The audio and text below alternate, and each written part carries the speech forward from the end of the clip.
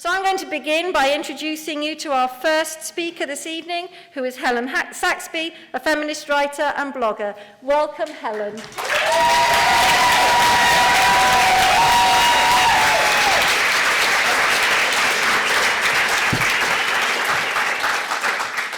Thank you. It's really brilliant to see so many friendly faces to talk about this subject. And this is my first time speaking, so bear with me if I get a bit nervous. I've got some notes. But I just want to talk about, in my view, how we've got where we are and why we're angry about it. As you probably know, the GRA consultation has been announced by Penny Mordaunt, which means that we will get to have a say in the Gender Recognition Act and any changes to it. This is the first time that women have been consulted. Women have had an attempt to speak before, but generally have not been listened to. So this is our first chance to do so. And I think we might look back and decide that this is one of the most important meetings that we have ever been to, because what is at stake is the actual meaning of the word woman and our ability to organise as a sex class called women with only females in that sex class. Penny Mordaunt started by saying that she was going to start from the premise that trans women are women. I say that in inverted commas. And I want to look at that more closely because I actually think that is the one thing that has led us to the place that we are now. When the Gender Recognition Act was first put into law in 2004, trans women were not women. There was a legal fiction put into law which would help certain people who went through sex reassignment surgery because their gender incongruence wouldn't help them to live happily. So it was basically a law for a very, very small group of people. It wasn't expected to affect anybody else. Since then, the definition of trans woman has changed beyond all recognition, and now we are expected to say trans women are women. If we're reluctant to say this, we are reminded, if any of you are on social media, particularly Twitter, the tweets come thick and fast. It's just trans women are women. Sometimes we get trans women are women, trans women are women, trans women are women, trans women are women, trans women are women, trans women are women, trans women are women. Sometimes we get trans women are women, suck it up tough. Sometimes we get trans women are women, die in a fire, cis scum. And sometimes we get, but trans women are women. And that's when I think we're on very, very dangerous ground, because that's when it's used to shut up any argument. I think to start with, a lot of people thought if you say trans women are women, it was a way of being an ally. It was a way of being nice to male transgender people. It was a way of not hurting their feelings, and we as women, we like to be friendly and empathetic and sympathetic, don't we? And so it started off as being just a matter of courtesy, really. But what it's become is a political slogan, and that's the way it now works. And the idea of trans women is now used in order to shut up those arguments where you're talking about women's rights.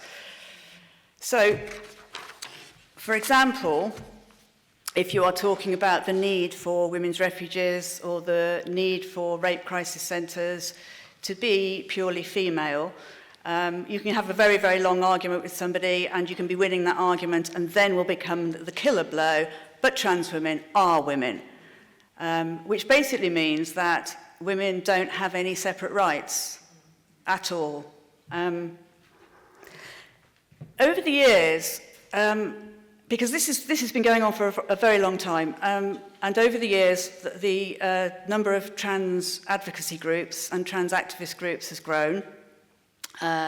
Groups like Gendered Intelligence and GIAS, Transmedia Watch, Action for Trans Health, Telly, Stonewall, a lot of them have been around for decades. Some of them are more recent, but a lot of them have been around for decades, and they have been talking to the people that matter, talking to governments, talking to the NHS, talking to the BBC, talking to the Equality and Human Rights Commission, talking to a lot of organisations, public and private, and through the use of hashtag not a debate, which goes very well with hashtag trans women are women, any argument has been shut down.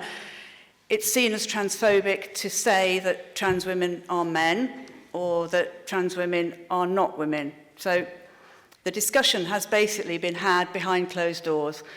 There have been some brilliant women who have spoken up, but mostly women are easily ignored. I think feminist women are particularly easily ignored. And I think lesbian feminist women are even easier to ignore.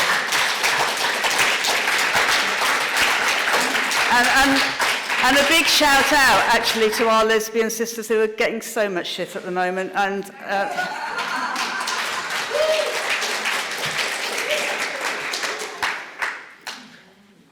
so, over the years, as I said, there's been decades worth of what I think is indoctrination without any form of challenge allowed. The groups that have been speaking on behalf of trans people, for example, here in Brighton, we've got All Sorts, who have written a transgender school toolkit, which has been in use in Brighton schools since 2013. And advice in that schools kit contains such gems as if a teenage girl doesn't want a boy who identifies as a girl to be racing against her in the 100 metres race, then she herself should be supported to do a different activity. which is a brilliant way of saying, get chucked off the team, basically. Yeah.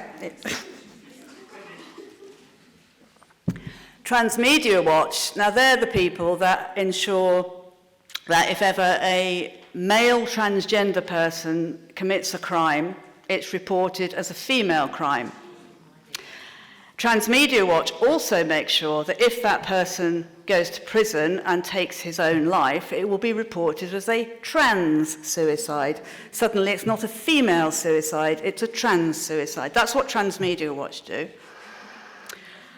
Gendered Intelligence wrote the government guide for service providers after the 2015 trans inquiry, which basically told service providers that they had to believe whatever gender the person in front of them said they were. So for swimming pool changing rooms and changing rooms in gyms and public places, if a man says he's a woman, the gendered intelligence advice was so confusing as to make most service providers decide to just take the easy way just in case.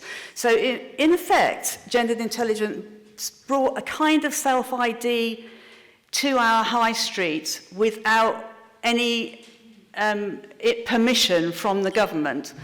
That's what gendered intelligence do. They do more. All these people do far more than this. I'm just picking out a few gems for you. Everything that, I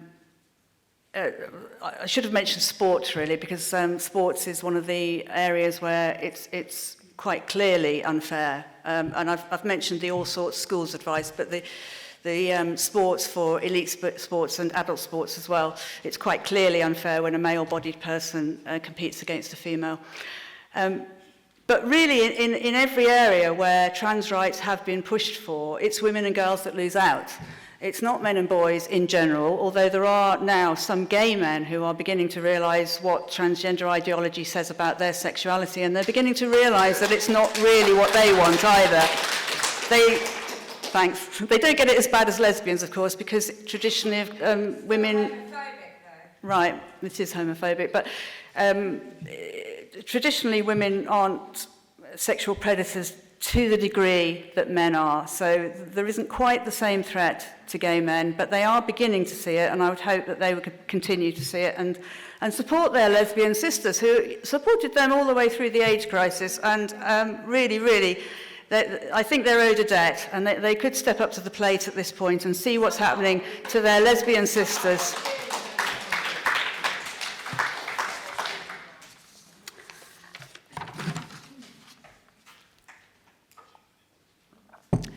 So, over the years, because of the trans women are women slogan, which has become a mantra, it's a bit like a football chant, really, isn't it?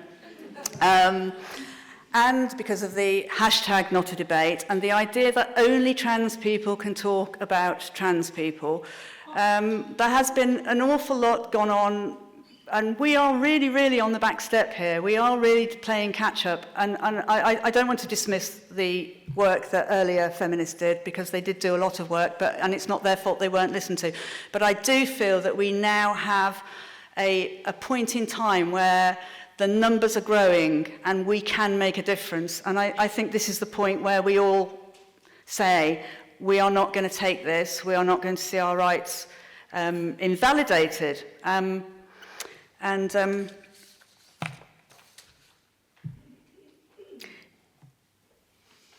I do think that the mantra, trans women are women, is no longer, as I said, a matter of courtesy. It's a political point, and I, as a political point in my turn, refuse to use it. It's got nothing to do with transphobia, it's nothing to do with bigotry, and it's nothing to do with hatred. It's to do with the fact that I am being bullied by a political dogma which I don't agree with, and it is my political right to say no to that dogma.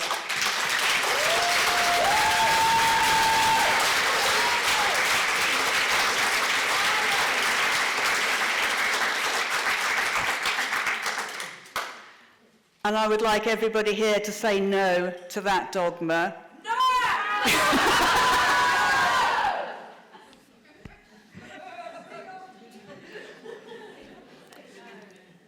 And I want to end by just talking a little bit about what the implications are for the Gender Recognition Act and the Equality Act, because Penny Mordaunt has said that the Equality Act 2010, which contains sex as a protected category, will not be affected and is not part of the consultation on the GRA.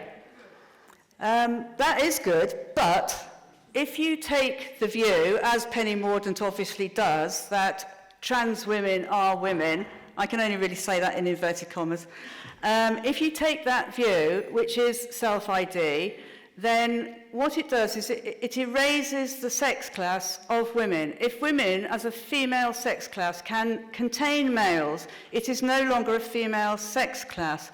That means that the characteristic sex in the Equality Act is actually disappeared simply by making it meaningless. So,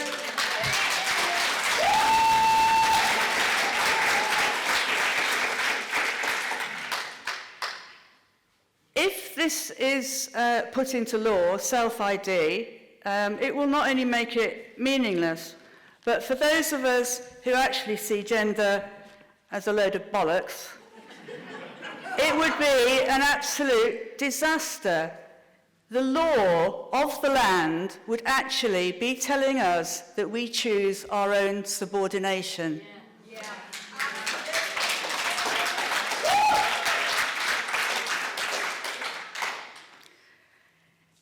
If the law of the land says that gender is an identity rather than a sex, then the law of the land says that Ian Huntley is a woman because he says he is. I don't want to stand by and let that happen, and it's brilliant to see all of these faces here today. It's brilliant to see all these women that are getting involved, and men, and I think we all ought to go home and pass this information on to everybody we know and get everybody we know to look at the Gender Recognition Act consultation and fill it in and give women a voice. Thank you.